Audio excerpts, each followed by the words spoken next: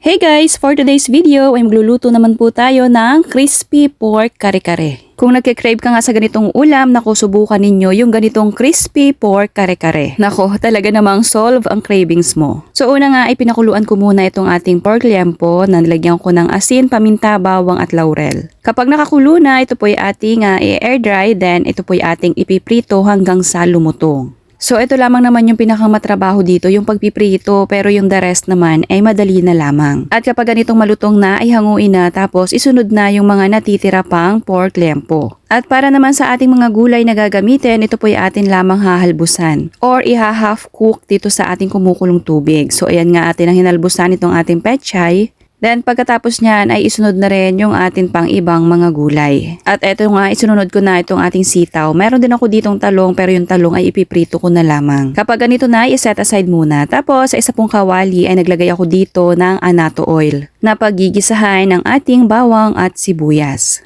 Kapag nagisa na ay maglalagay po ako dito ng peanut butter. Nasa 30 kutsara po yung inilagay ko dito, pero pwede nyo naman po lahat i-adjust lahat po ng ating mga sangkap na ginamit ngayong araw. Tapos ito yung pinagpakuluan ko kanina, naglagay ako ng 1 tasa dyan. At yun po ay may lasa na rin, so paminta na lamang po yung inilagay ko dyan. Haluin hanggang sa makakulo, and para po mas malapot pa ay naglagay po ako dito ng kinanaw na konting cornstarch. Then sandaling luto na lamang po yan. Yung ganito naman pong sauce ay hindi kailangan sobrang malasa, lalo na nga kung papartneran nyo naman po yan ng alamang. So para po sa ating plating ay kayo na po ang bahala, pero ganito po yung ginawa ko. Ipinatong ko na rin dito sa ating kawali para isang servan na lang. At kung umabot ka nga po hanggang dito sa part ng ating video ay pakipusuan nyo naman po itong ating crispy pork kare-kare. And syempre po paki-follow nyo na rin po itong ating Bunting Kusina para palagi po kayong updated kapag meron po tayong mga bagong recipe. Salamat po, at eto na nga, ready na yung ating crispy pork kare-kare. Nako naman mga mi, kahit medyo matrabaho ito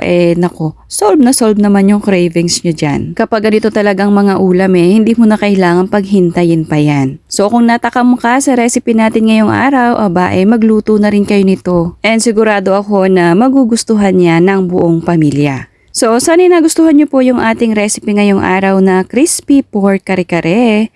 Thank you for watching. Serve and enjoy!